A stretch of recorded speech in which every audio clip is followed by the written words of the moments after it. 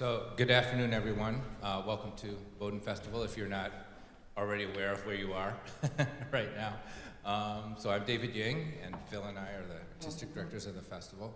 And we're so excited this summer to be able to, again, have guest artists in, as well as those of you that are not our faculty or students. So I'm so struck this year of the sense of community around the festival. And everybody, all of you are part of this, students, faculty, the public. And for this week, Zlatomir Fung, too. He's part of our community. So he's certainly maybe the up-and-coming cellist I hear about these days. I don't know, I'm going to embarrass you, Zlatomir. You won the Tchaikovsky competition at a ridiculously young age. I don't even know how, were you a teen? Did you make it to 20 by the time? I was 20. Just 20, okay, good. Phew, that makes me feel a little better. I'm just kidding. He's obviously, you can hear him, and I hope you can hear him tomorrow night play. Clearly an incredibly accomplished young person. And I think going to be super inspiring to our accomplished young people too. So welcome Ethan, and welcome Zlatomir for this class. Thanks.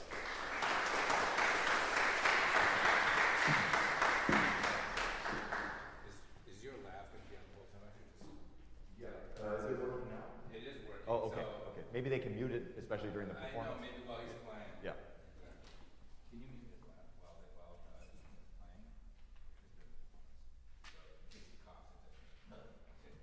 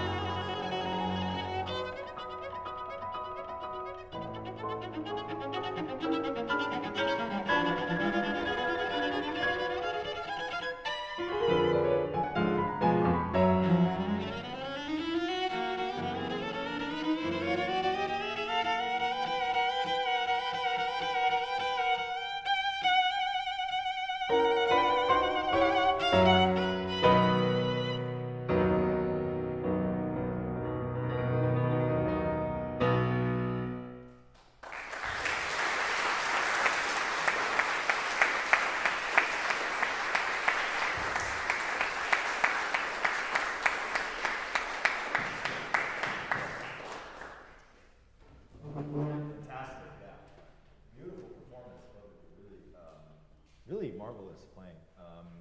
Incredibly solid and expressive. I think you've accomplished something you should be very proud of. So really wonderful. Yeah. So I guess let's go back to the beginning, because I think that it's funny, you know. I feel like the first page is still sort of the hardest in the whole concerto. You know, there's just so much to manage, and also, you know, psychologically, it's like it's the beginning, right? And people have been waiting 3.5 minutes to see you enter. So if you let them down when you come in, well, yeah, it's going to take a while for you to make up for that, right? Yeah, in general, I think that your approach to the pieces is just excellent. I mean, the only thing that I really feel could be more present is a sense that you as a soloist are leading the thread of the music. And that takes many different forms depending on the type of passage that you're playing. And you know, that's, I think, why also the first page is good to work on, because there's a lot of different types of music. But, you know, for example, sometimes in a passage that's more technical, it's just a matter of finding a way to keep the phrase moving, not let the articulation make the music feel beaty. When it's more lyrical, it's perhaps about the way that you craft the end of a particular note. So anyway, let's go back to the beginning, and just one bar is yeah, or 2 bars. Thank you.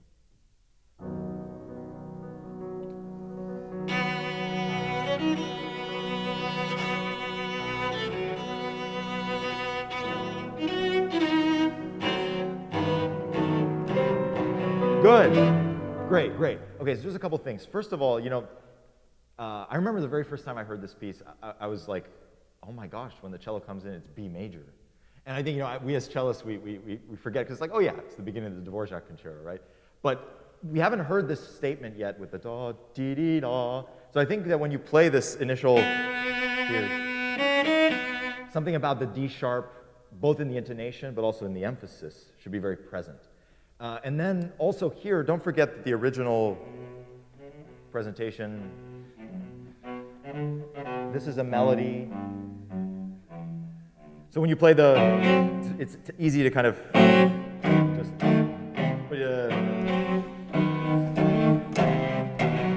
find a way to thread, again, take command of the pulse there, let the orchestra follow your musical line. One more time.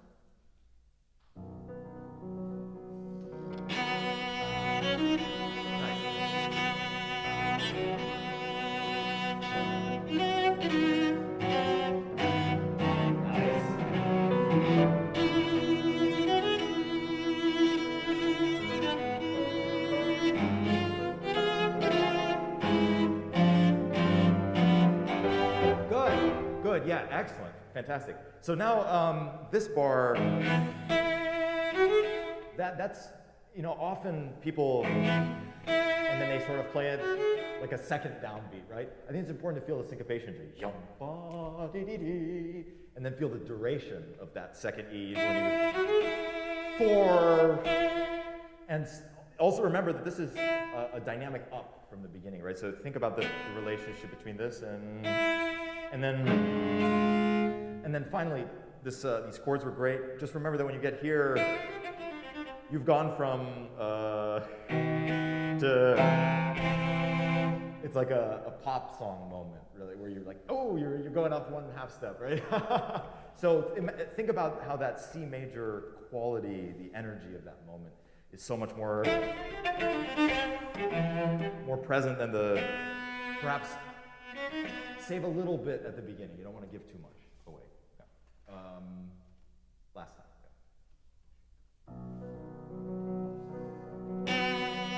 Yeah.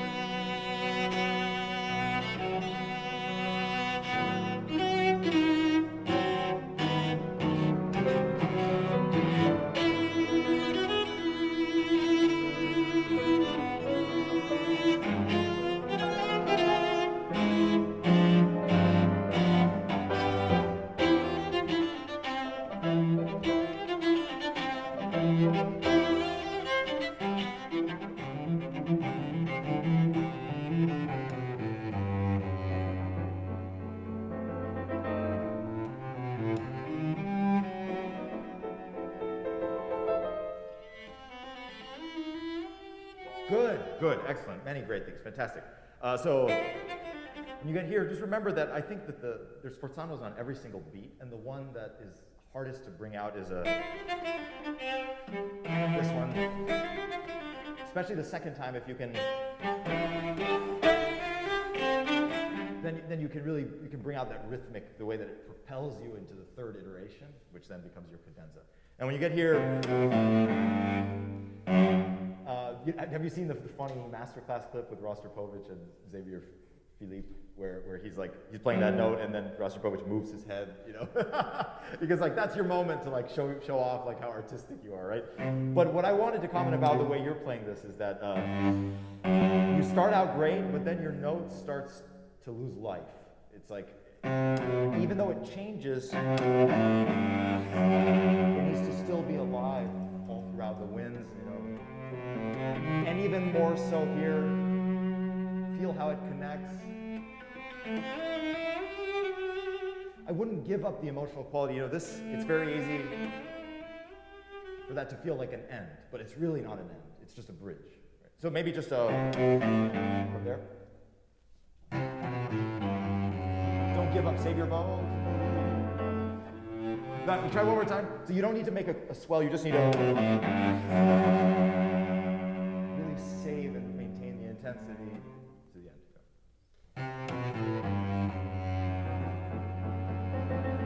Better.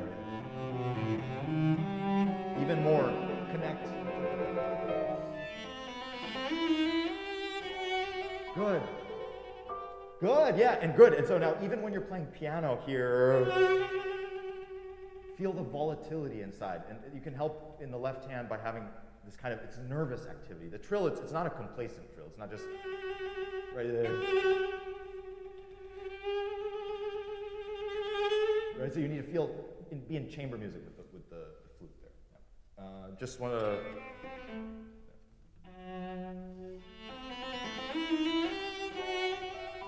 Volatile. Use your whole bow. Yes, nice. You don't have to play loud, just broad. Beautiful.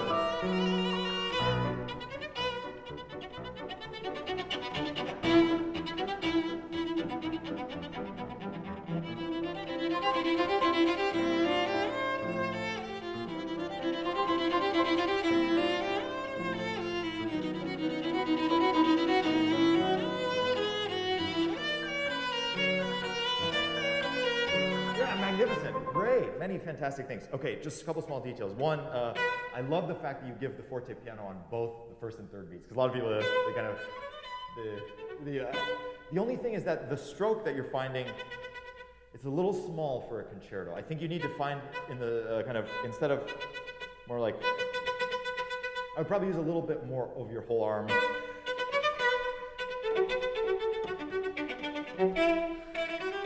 And remember that the piano is, especially for a big orchestra like this, piano is it's a feeling. It's not a dynamic.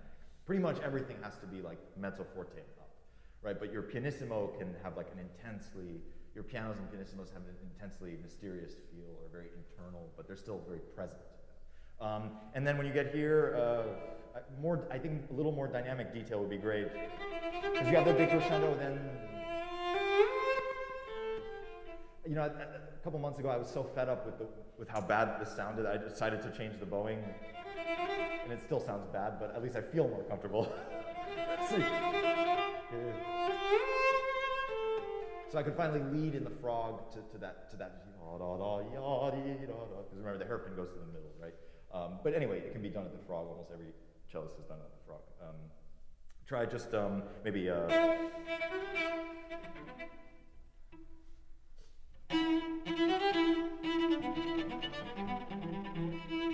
Don't be too small. Yeah. Good.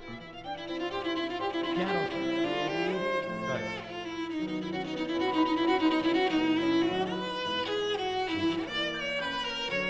Good.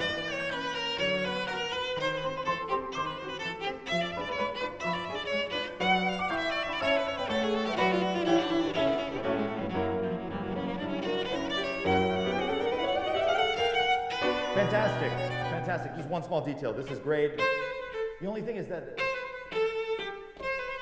the rhythm there is really interesting. You have, and then you have that rest, right? And I think what happens is if you play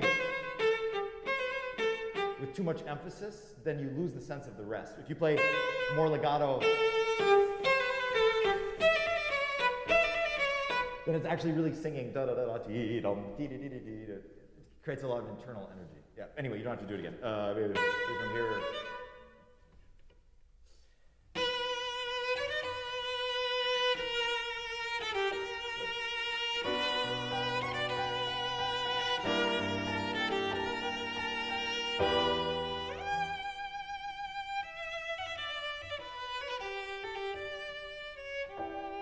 Very good, very good. By the way, I'm so sorry. I'm just telling you to start, please. I apologize. Yeah. Thank you for following so well.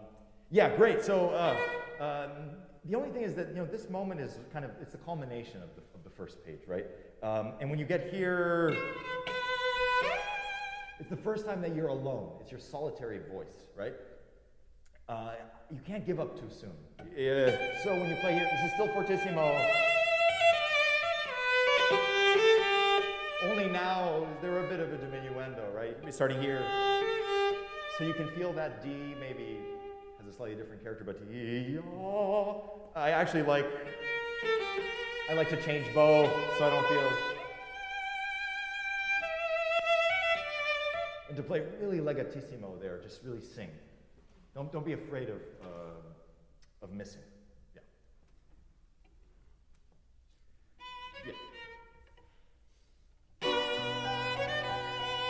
Give more on a D dot E.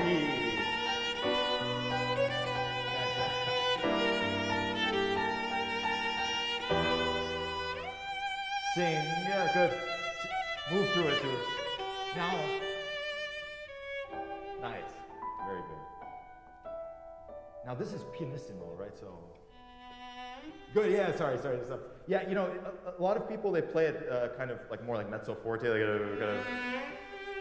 but actually, in both the first edition and the original, it's super soft and only a little bit of.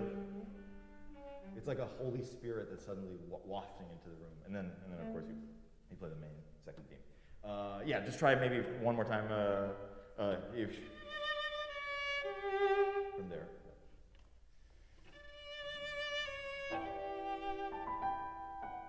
Now change everything. Nice. Don't get slow. Keep moving.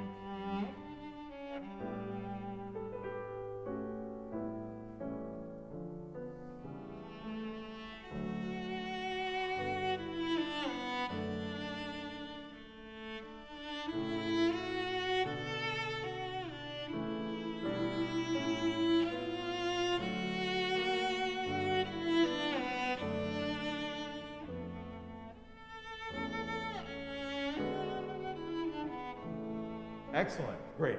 So of course this theme it's really hard because it's simultaneously deeply expressive and incredibly personal, but it also has to be very simple, right? Because it has the feeling of being just something that you could hum while you're walking, in the farm or whatever, right? What I would recommend is that while you play it, you listen exclusively to the cellos and basses. Listen to the bass line, because actually the bass line will tell you everything you need to know about what rubato you can and can't take, and also what dynamic scheme you should take. So, like for example, da dee da da da dee. This is simple. Da dee da dee da da. Sorry by singing. Now you can take time because the phrase starts again, but da dee da dee. I would not diminuendo here because it changes, right? So when you play. Here, give it your all. Now be in contact with the conductor, going into the next, yeah. So up until that end of the phrase, you should feel propelled by what's happening in the bass line. The bass line is the core of the music, it's the simplicity you can find there. So try one more time, just one bar before.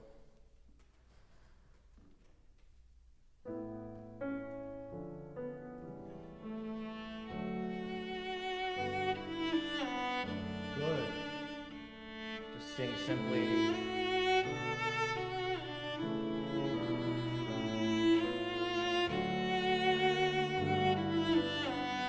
Now give it your all.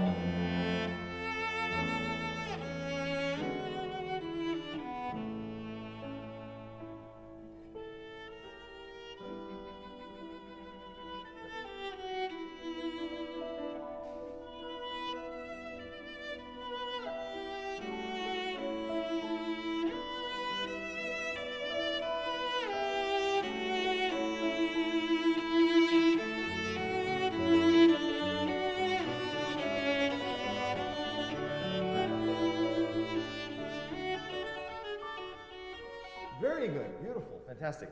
Just a couple small details. So when you get here, right, the entire harmonic area is one of incredible promise, right? Nothing fulfilled about it. So in your sound, suggest constantly of what's to come. And what I would keep in mind is here, don't let that die. It's very easy to kind of think, and the phrase, but don't let the cello take over. And also here, the hairpin actually goes to the B. It goes there both times, amazingly. The only difference is that here you can think that the crescendo goes on, which you did great. But I would just think a lot about that B and this B. The relationship is very lyrical there. And the phrase to the middle of the bar. Just pick up to. Also, be open. I mean, this is kind of prayerful, you know. So if imagine that you're in dialogue with something divine, you know, not just your own body.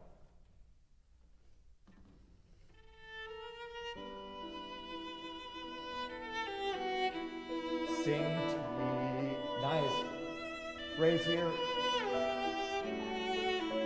Don't get stuck in the bow. Use. Good. Don't be tight. Yeah. Good.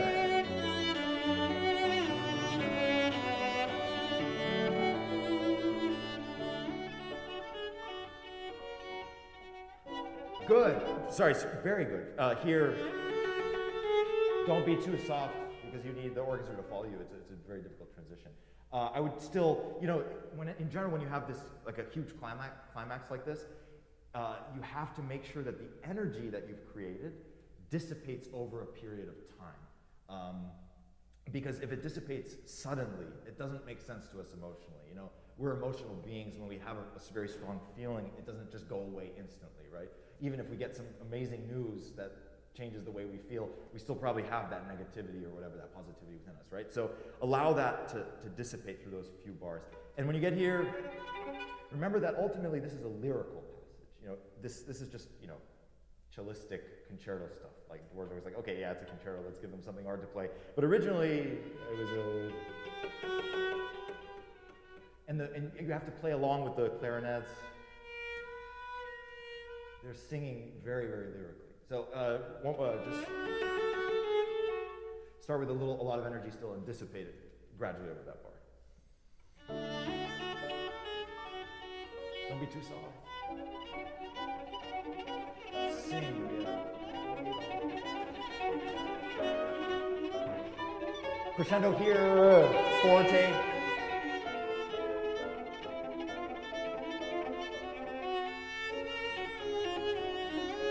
Very good. Very good.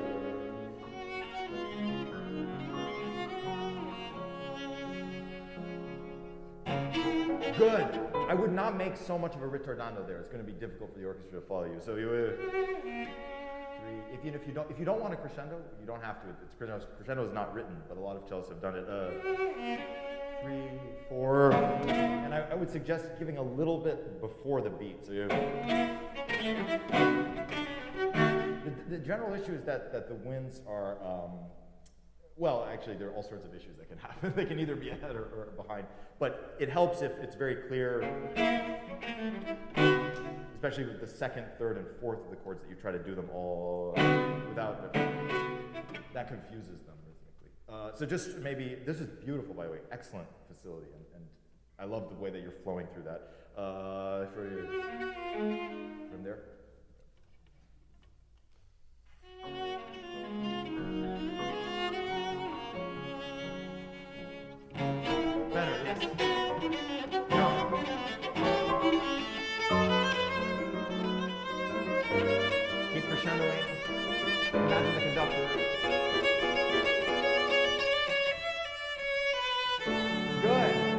Yeah, so it doesn't make so much sense to, because this is the third beat, right? So yada da da dee da dee da yada dee da yum. The function of that phrase in the context of the pulse is one of leading, right? So I would crescendo all the way through. Just right there. Sorry, we're almost out of time. So, oh, yeah, same place. It's fine. Okay.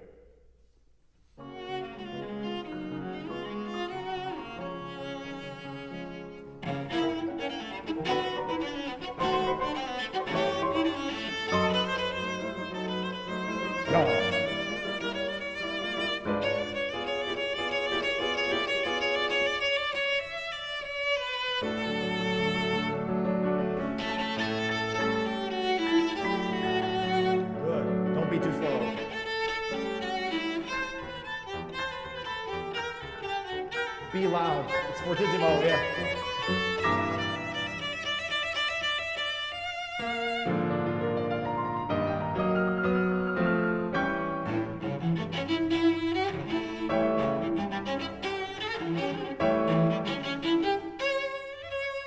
Very good.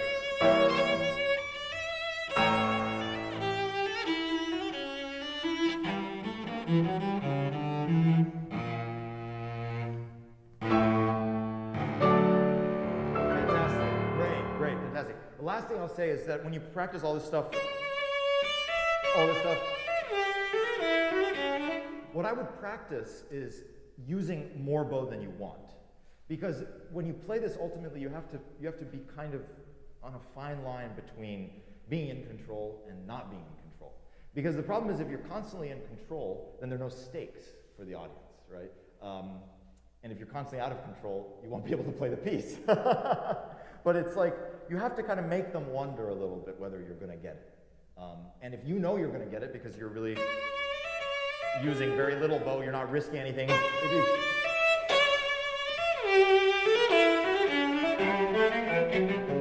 Go a little crazy. It's kind of like, it's like watching the Olympics a little bit. Like, if everyone was going to get a perfect score, there'd be no need to turn the TV on, right? You want to see people kind of, not quite make it, right? So yeah, but excellent, really excellent performance, and fantastic both of you guys. Yeah. Thank you.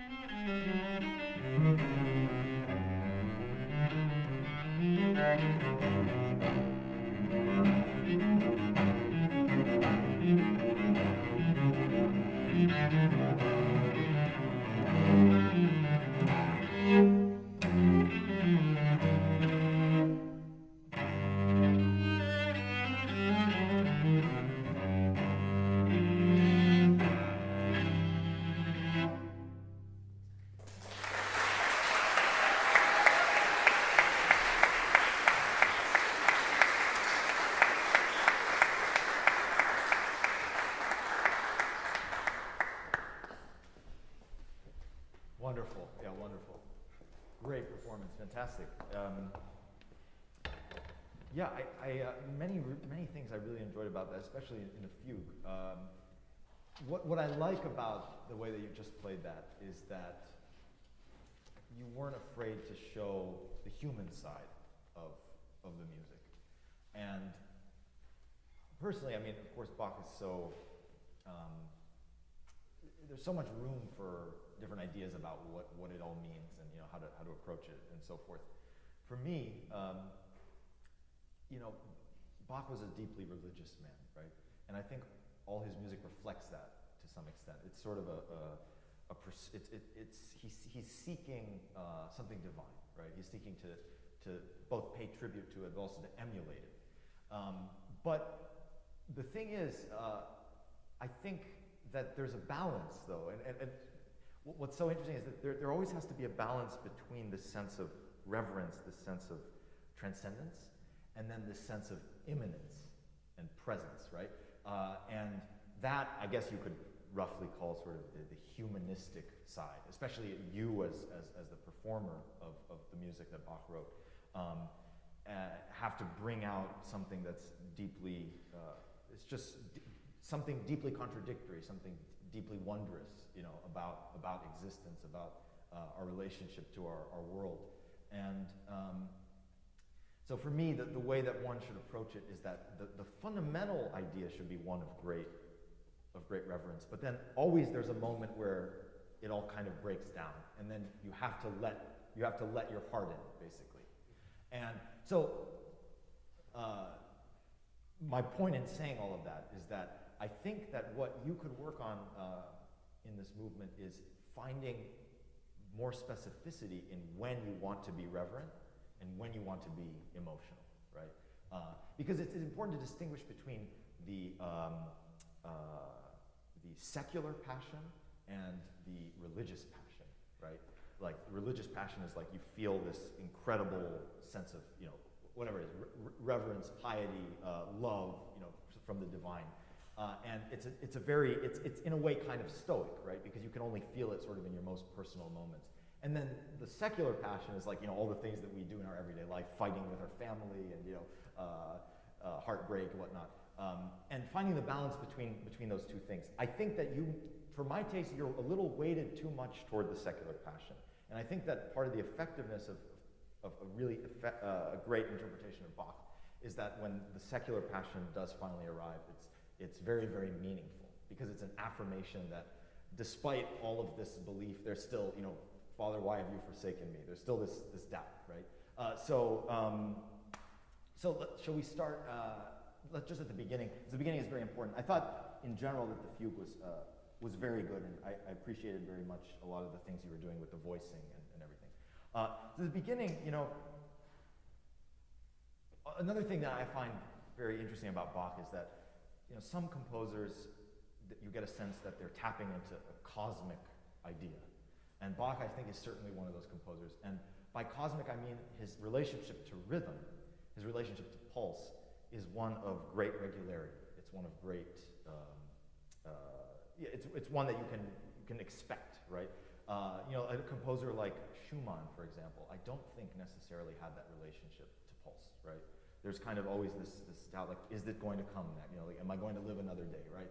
And for Bach, you have to kind of imagine like this period where Newton is, discovering the laws of gravity and everything, and people are thinking about the cosmos in that way, and how there's, the planets are orbiting, and not everything is fully understood, but they're getting a sense of the vastness, right, of time, the vastness of our universe. And I think when you play Bach, you have to tap into that cosmic idea. So at the beginning, what I would do is you can fool around, but only within the bar, right? So you yom, da da da da da dee da yom, dee da da dee da dee. But the thing is, once the pendulum has turned around, it's coming, and there's nothing you can do to stop it, right? So you need to do whatever you're going to do, and then meet it. That's the way I would think about. I would think about that. So try the beginning. Also, sorry, I'm jumping between a bunch of different things, giving you a ton of things to think about. But what I find really important is choreography for you as a player. So when you play, you should feel like you're doing a kind of dance. And if you feel uncomfortable, you should look for a different way to interpret the music so that you feel more comfortable. Because I guarantee you there is a solution where you both feel comfortable and you feel you're doing justice to the music. If, for example, on the second chord, if you feel like you're not getting enough, well, maybe you're giving too much, right? Maybe that chord doesn't need. It should feel total harmony, what you're doing with your body and what you want to do with your mind.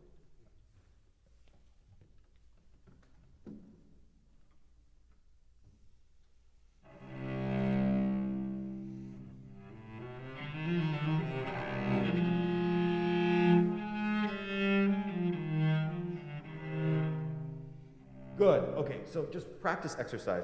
Play just the, and then play, sorry, I'm not tuned down, but, and then play those three chords. But play them in the same tempo that you would play the whole thing, just only hear the chords.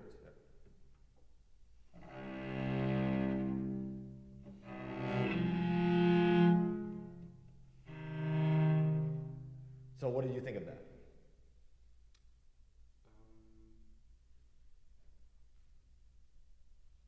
I wanted a bit more on the second. You want a bit more on the second? Okay, Yeah, I agree. So, but more in what sense? Because sometimes I feel in these long chords that you're giving a lot. But remember, Bach was a keyboard player, so most of the energy has to be at the beginning, right? So give more. If you're going to give more at the beginning. Yeah. And same thing with the opening. I wouldn't worry so much about the sound after the initial impulse. Feel that. That's why I think it's so important to think about physical choreography. Once you have the idea of playing, there's nothing you can do. It's already done, right? Don't try to manipulate it too much. Good. Give more.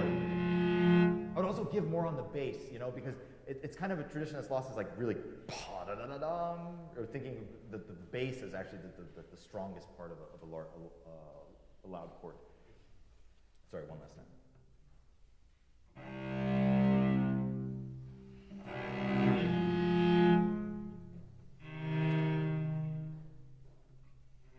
Good, yeah, okay, so now add it all together. By the way, what's very interesting to me is that when you just played that, you're at a much faster tempo than you were normally, right? Which means that, again, listen to yourself, because that means probably that you find it difficult to sustain the idea of, like, you feel that the idea is already losing a little bit there, so you want to go on, right? So then follow into that.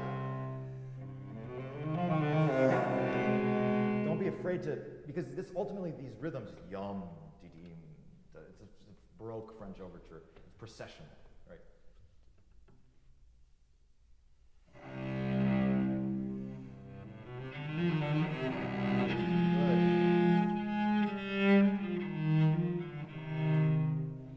Good, yeah, very good, much better already. The only thing about the chord, sorry, again, I'm not tuned down, so I can't show all 4 strings, but if you play this idea of, it's a very romantic thing, Elgar, right?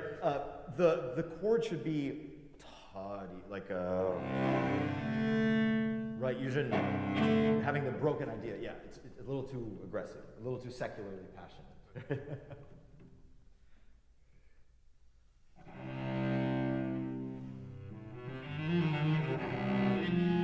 Much better. Good, go on, yeah, great.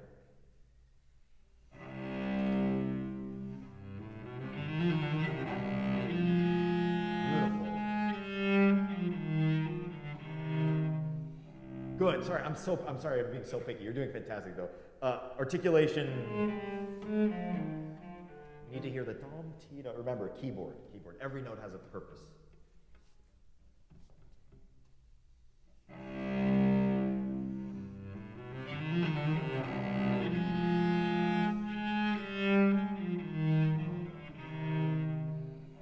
Go on. Present.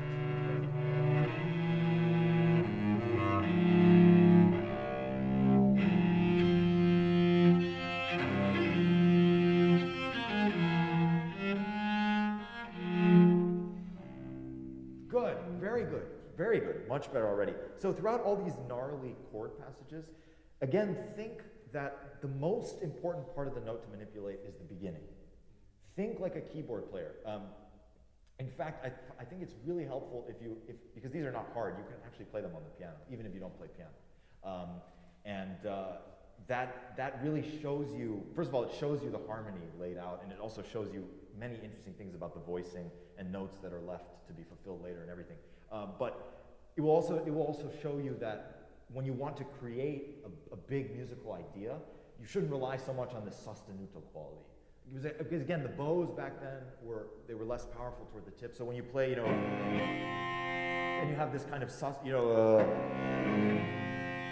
there has to be a sense that the energy in the second half of the note is more one of release. It's one of air. And when you think of silence, for example, in a piece like this where there are no rests, but silence plays such an important role because silence has 2 functions. It can either be the absence of sound or also the total presence of sound to such an extent that in fact there's nothing there. It's similar to like vibrato. When there's no vibrato, it's either just no vibrato or a vibrato so fast you can't detect it, right? So in general, when you play these big chords, think more again about the gestural nature of the beginning of the chord. And I wouldn't dig in so much, because when you dig in again, you become too committed to, you're still in a prayerful mode. You're just observing. So how about, also I would encourage you to try doing these, I think for most Bach, a great starting point is to do everything separate. No slurs whatsoever. And then you'll start to see the necessity of the slurs. Because the different manuscripts, they have different opinions on the slurs. And of course, it's wrong, I think it's wrong to play Bach with no slurs at all, but it teaches you a lot to play with no slurs when you practice.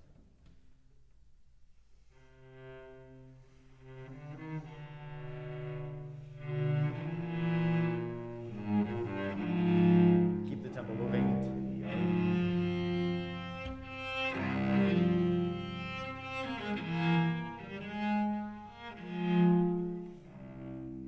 Good. Keep going. Good.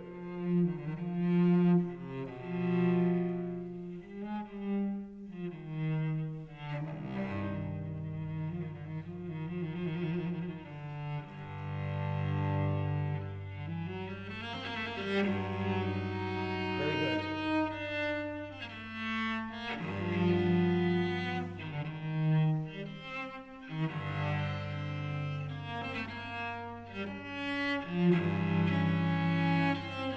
Good, very good. Okay, a couple things. Yeah, excellent. So in general, when you have don't be afraid of retaking. Because the problem is that if you try to avoid retaking, what will happen is the sound will start to die right at the end. So if you can keep it alive with the release is very important. Also, when you get to all this stuff.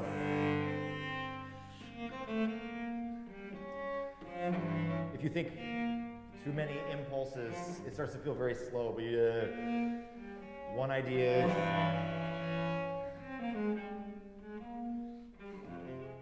Feel the flow. Maybe from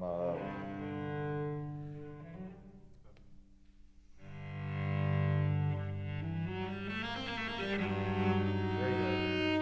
Don't be afraid to retake. Yeah, exactly. So, and again, don't feel that one gesture there.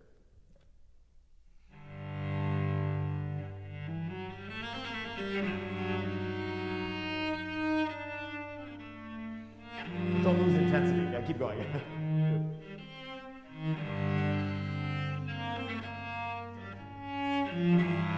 Don't lose the thread.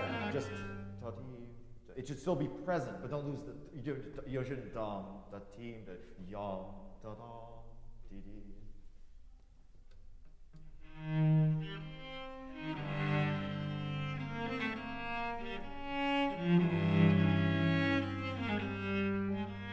Better. Yes, good. Keep it moving.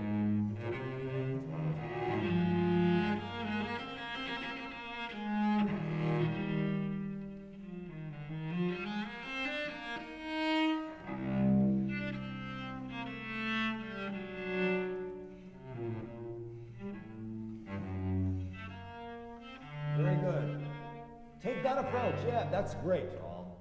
You see how you're feeling the large? Yeah, that's great. Take that and apply it to the earlier bars. Yeah, great. Sorry, just go on.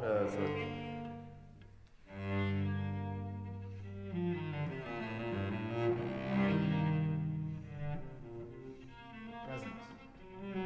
Think keyboard. Good.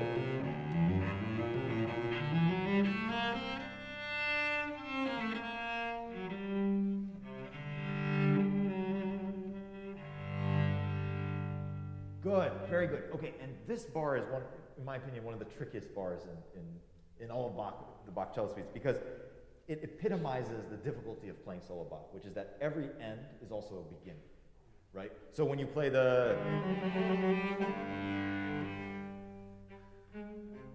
you have to simultaneously finish the entirety of this incredibly complex and dense musical idea that you've just stated, but then also open up a new world to something else that's already in a new sense of pulse, a new sense of rhythm. So try that, just bar before. Yeah, sure.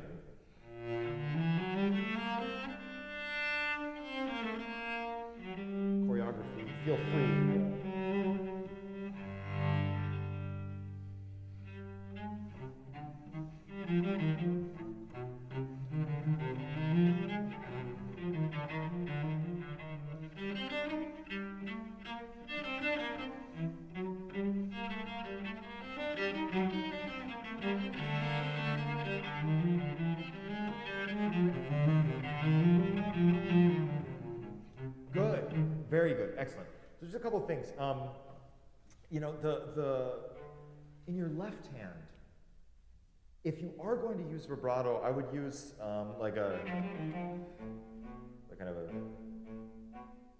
something very minimal, where it's just like an energetic impulse, right? Because what's happening now is I think you're trying unconsciously to vibrato and to vibrate, and what's happening is it's causing, again, the choreography of your left hand to be a little rigid. And what you want is total flexibility, where every shift actually feels slow. You have more time than you think, actually, to execute everything. And then when you have,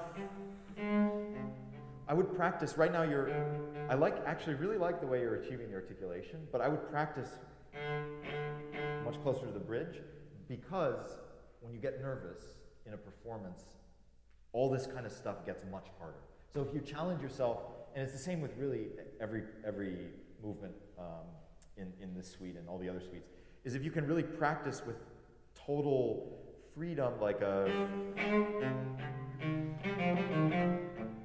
even though it's the wrong dynamic, you feel very solid, right? And then when you get on stage in front of an audience, you're going to feel tight, right? So when you're up here, suddenly, you know, you'll start to feel very small, right? But if you've practiced here, then it will just end up sounding normal, right? So I would encourage you to just practice very ambitiously there, feeling solid, feeling that everything is very comfortable.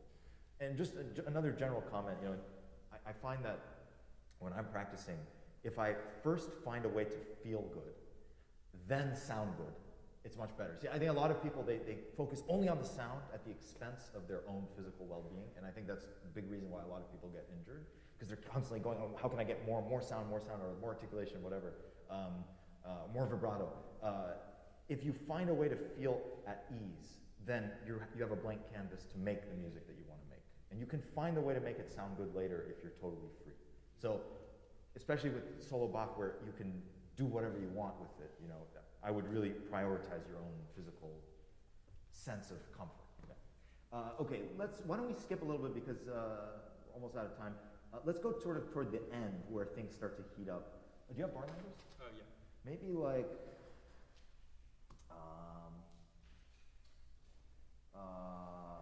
I don't know, something maybe like around 170, something like that? Yeah. 171.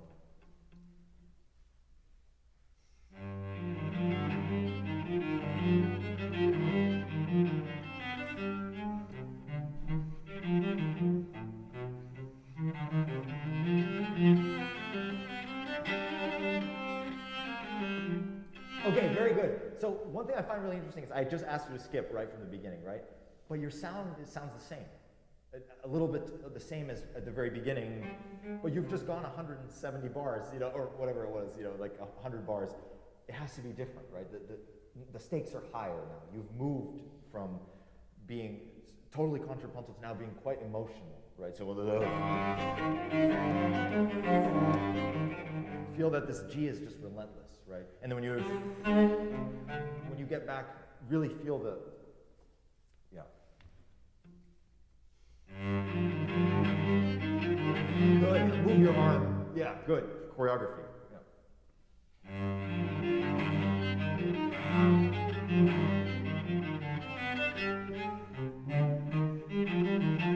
Good. Doesn't need to be louder, just. Now.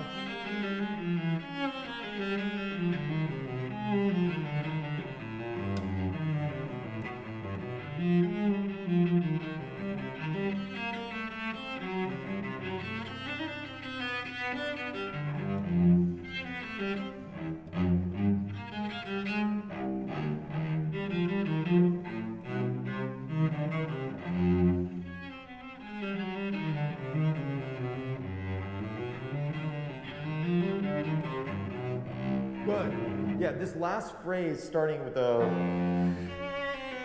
needs to be one continuous line. It felt a bit broken up. I would actually practice doing the whole thing slurred in one go. That's what I like to do when something is really, so you just,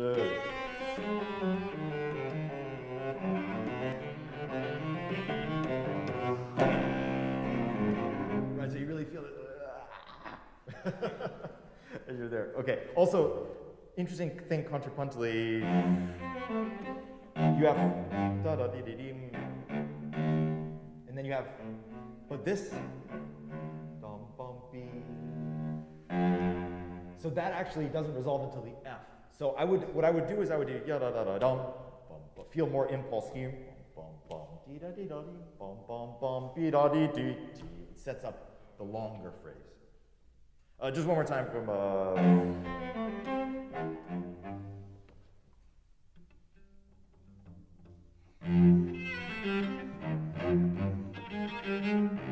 Now feel the phrase.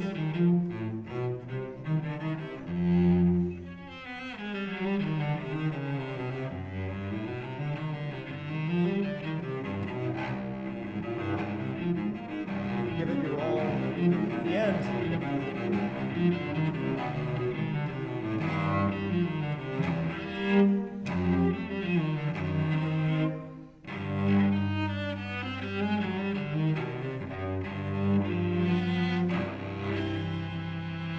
Good, yeah, and at the end.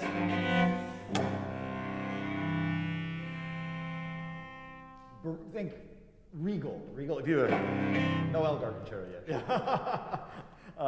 Much better, fantastic, yeah. So at the end, you gotta let go. This is all the equivalent spot, you know, in like the fourth suite is when it comes back in. The recap, basically, those moments at the ends of the preludes, they're affirmations. They're affirmations of one's personhood, of one's humanity, right? So feel deeply in your heart there that that's what you've played the whole movement to get to. Well, beautiful playing, fantastic. Yeah.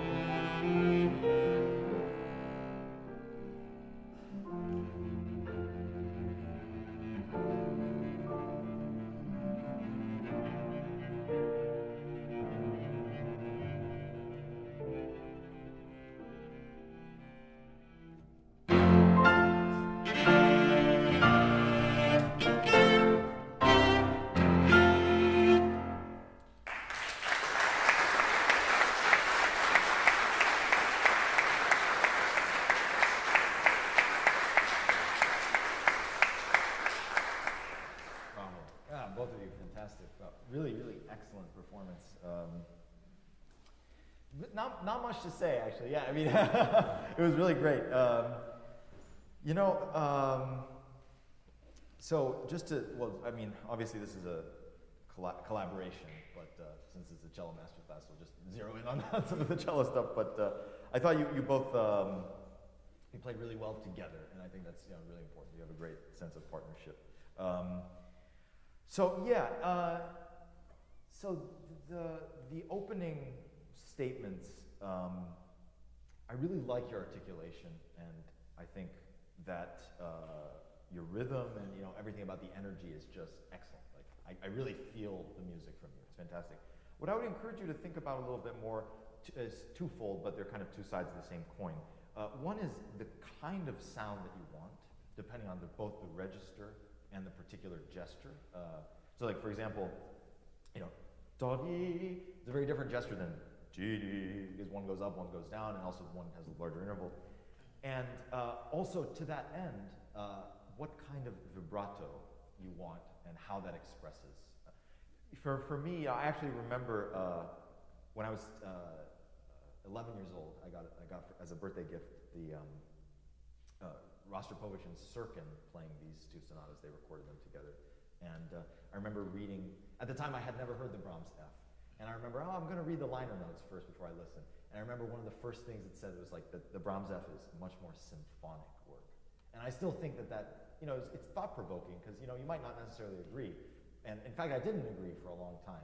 But now I think I finally agree because all this stuff, this is, of course it fits into piano, right? But especially your voice, like dee-dee, dee-dee. This is like, okay, two horns, oboe plus, trombone, think that the different combinations, or just cello section, right? Sometimes you need to be the basses or whatever. And that I think will inform your approach. So like, let's just take the beginning. Yeah.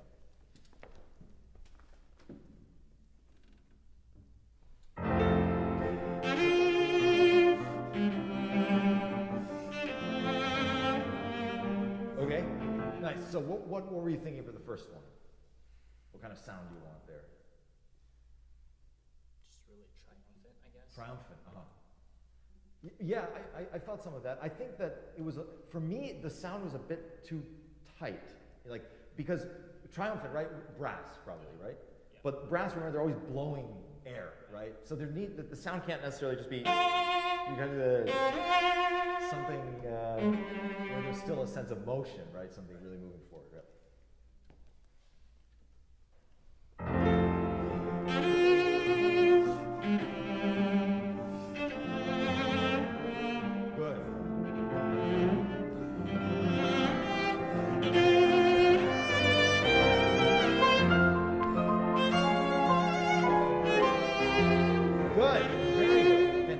Beginning was great. Now, when you get here, the question is, what are you going to do with the note, right? Because you can sustain it, or you can diminuendo, or right. And I think what the hint for me is this displacement. Brahms just loves these displacements. I can't stand them. I mean, as a person reading the music, when I'm listening, I don't care because I'm not following the pulse anyway. I'm just being swept up, right? Which I think is the point, right? But you as the performer, I think this is a little bit of a clue, the fact that,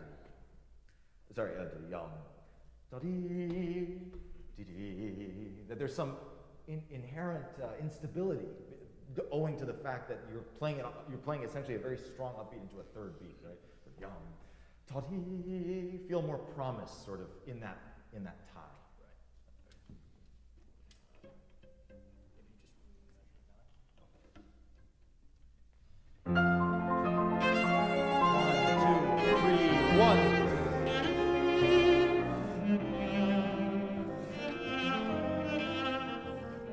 Good. Very good. Okay, one last time, actually, let's just do left hand only and cello. Yeah. So really pay attention, especially in the third bar. We'll see what happens.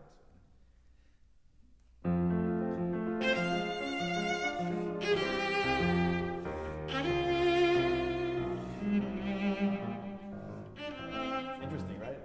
It makes you see it, it's like a different angle. Like And especially that transition, that was beautifully played, by the way. When you get finally here, how it suddenly, it's no longer slurred, it's a very different emotion there, right? But excellent, yeah. Okay, let's put everything together.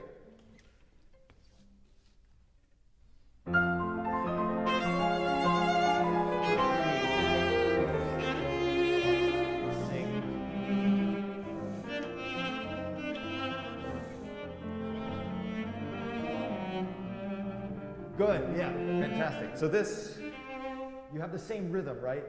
The thing is that it can be many different possibilities. Already, what you're doing, I like, which is that you're double dotting. I also do that at the beginning, just ever so slightly, right? But here, you know, when it starts to, you don't necessarily need to, in fact, you can elongate a little bit, right? Who says you can't? What I think I kind of think it's like, it has both chirping, but you know, like birds chirping a little bit, but then also it's like kind of, you're really saying something meaningful. So it has those two sides. I kind of like the famous Dupre fingering with the open A. I mean, you don't have to do it, but I don't know, I grew up on that Barenboim Dupre recording.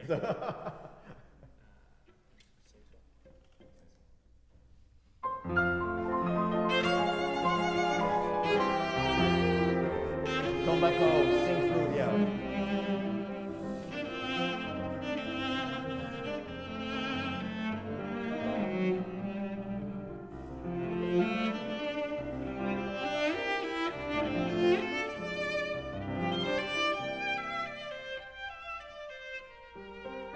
Very good, fantastic. Okay, a couple things. So when you have all these rests, I was saying in the Bach that rests are both the absence and the total presence of music, right? So I think here it's more total presence type of thing. And especially this one, here, rest. It should feel even more emotionally intense, more active than the music that you're playing. So what you want to avoid feeling, okay, because that's not, the music is nowhere near over, right? And then here, I had just a small general comment for you just about legato, because I think this piece has so much, you know, all this kind of stuff, which is not legato, like in its essence. But then when you really have, I would find a way to really have a super fluid bow changes and avoid portato. You know, you don't want to. It's very easy to kind of.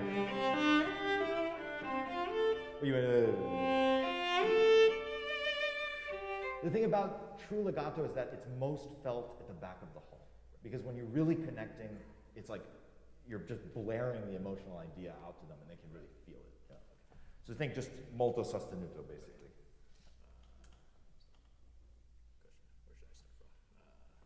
You could just start from a.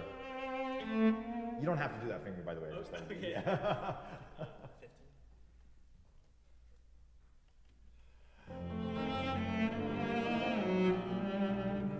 Intensity. One more time. I felt you let go of it too much.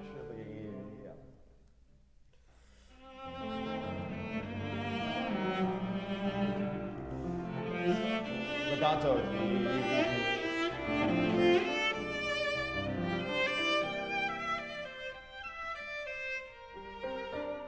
Good, very good. So when you get to, you have a little bit of portato, but especially second time, I would be very, very simple. It's childlike there by the time you get to the piano.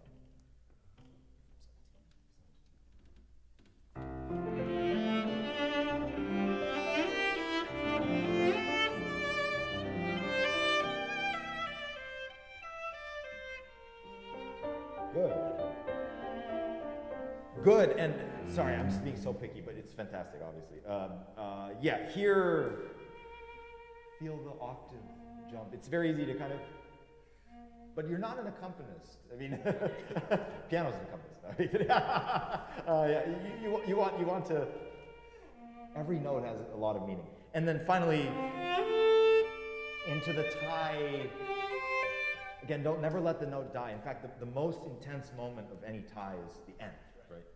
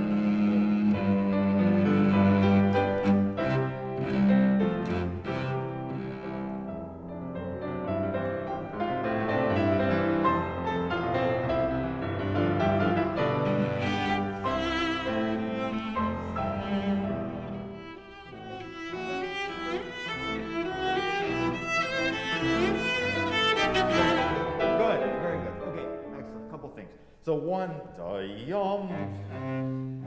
It's easy to really to go for that second beat. What I would do is I would have a little bit of a stoic in between where you da yum, and then let the piano do the majority of the accent. Because you kind of want to still be ambivalent about really displacing the, you know, kind of still assert the fact that 1, 2, 3, 1. And then by the time you come in, now the roles are reversed, right? You're like, yeah, let's change the beat. But then you change it back immediately, right?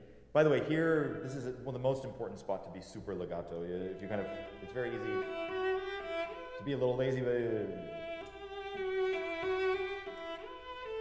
can really sing through all those notes. Okay, yeah.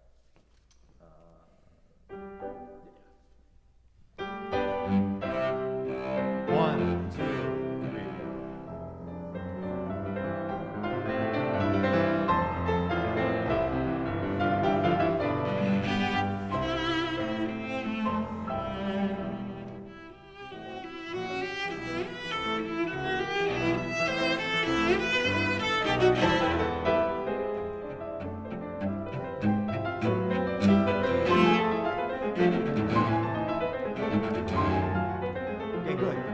Very good. Small detail. Feel the whole duration. Bum, bum, bum, bum. Yeah. And also here, this note and this note, yes, they're the same rhythmic gesture, but the vibrato should not be the same, right? Because one of them promises a change and the other doesn't, right? The first one is content, the second one is questioning. Okay, let's just go on though. This was good from maybe.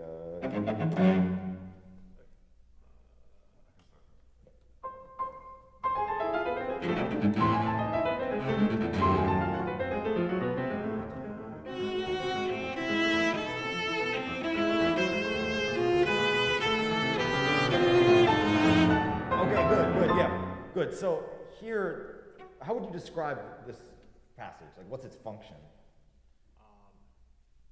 Texturally, it's really different, but I think both of our purposes kind of to create a lot of tension. Yeah, I totally agree. Yeah, exactly. So, no, exactly. Yeah. The thing about, I think, creating tension in this type of passage is that if you play with a sound that feels like a fulfillment of something, then there's no tension, right? The tension comes from the absence of fulfillment, or rather the suggestion, right? Or the insinuation of something. So, you know, the piano is interestingly marked down to mezzo forte. You're at forte. I would play almost like a poco forte, basically, kind of, especially at the very opening. You know, of course, you articulate, and then that leaves you room to crescendo. So and also, it's important to feel the terracing of those two, because if you start too much, then it just sounds. And interestingly enough, same thing, that it's a third beat, right? So it should never feel. It should be always kind of third beat, and then finally you get to the down. You can get to play on the downbeat.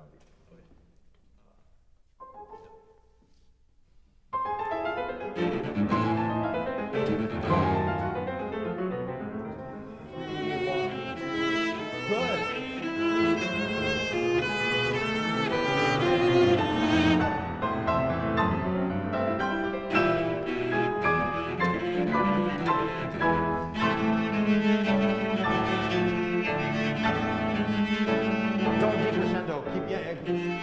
Yeah, good, yeah. So the first time you kind of, which I understand, but you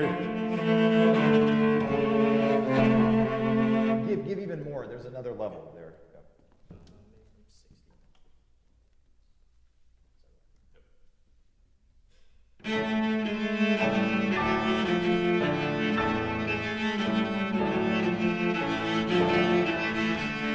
Good. Wonderful. Keep going, yeah. You're great. Keep going, yeah.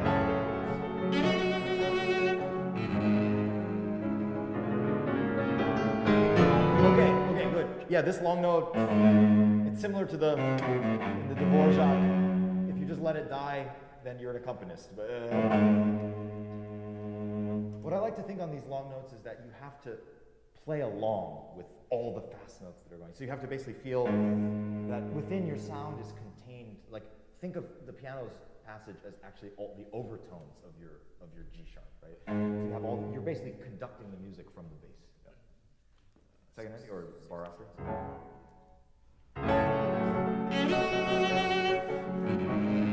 Keep it up. You can change both if you need to. Even more. Lead the diminuendo.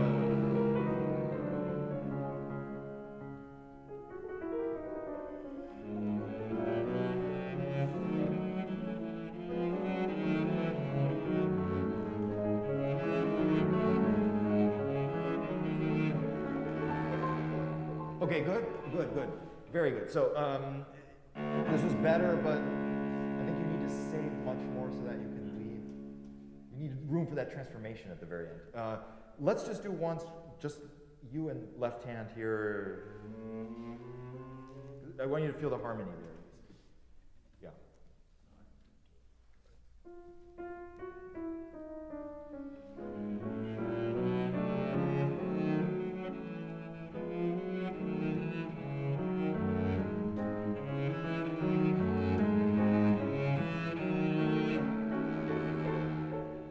Okay, good. So try one more time, same thing. I felt that you started out well, but then when the music got a little thornier, I would have loved to see a little bit more you challenging one another, right? Because you shouldn't just be playing together, you should be making something together, right? So that involves always bouncing off ideas within the way that you're manipulating your sound, right? Be a little more volatile, right? It's kind of sotto voce, but it has an incredible amount of intensity.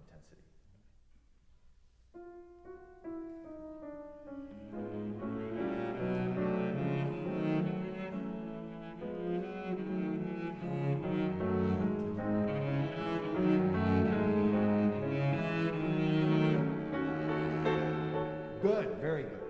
Beautiful, yeah. And finally, just the last cellistic thing,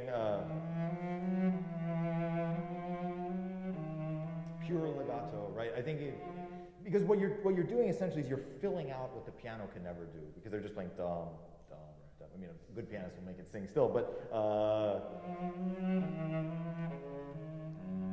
you're giving life to the harmony, right?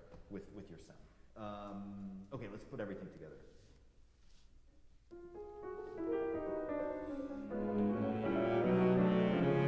Push and pull, legato. Yeah.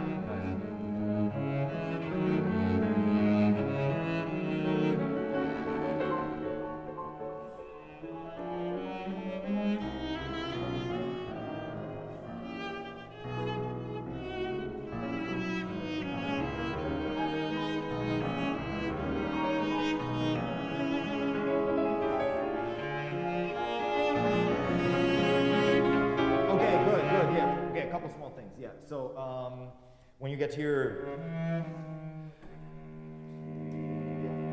delay the hairpin as long as possible, because if you kind of just, again, you let the sound die. Never let the sound die.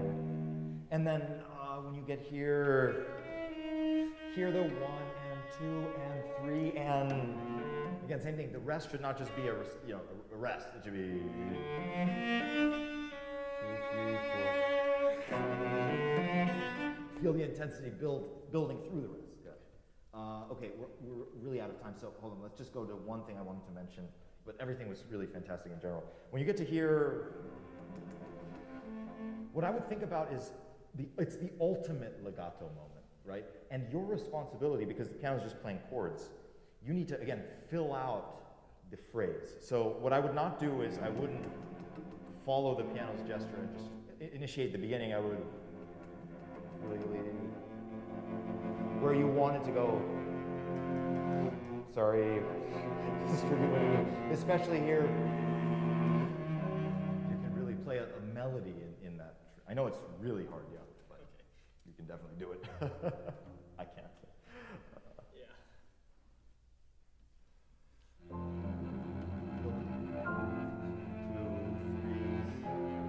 Play it from your point of view. Yeah, so feel the phrase, like basically illustrate to the piano what they should do by what you do with the bar before.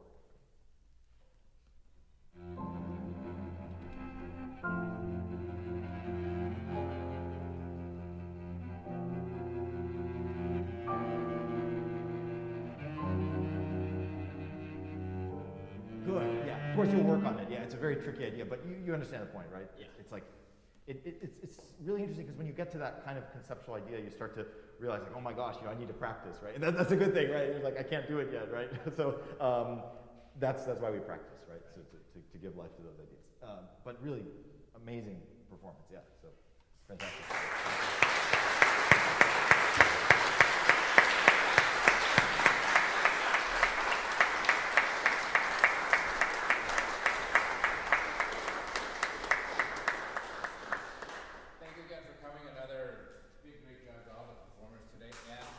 A big thank you to Zlatomir, too.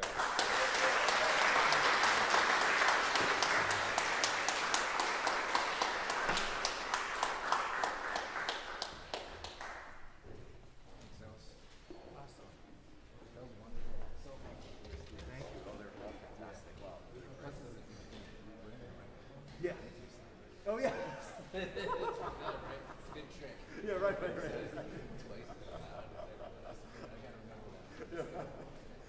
You know who was? I think it was Ross Rokovich who used to do that.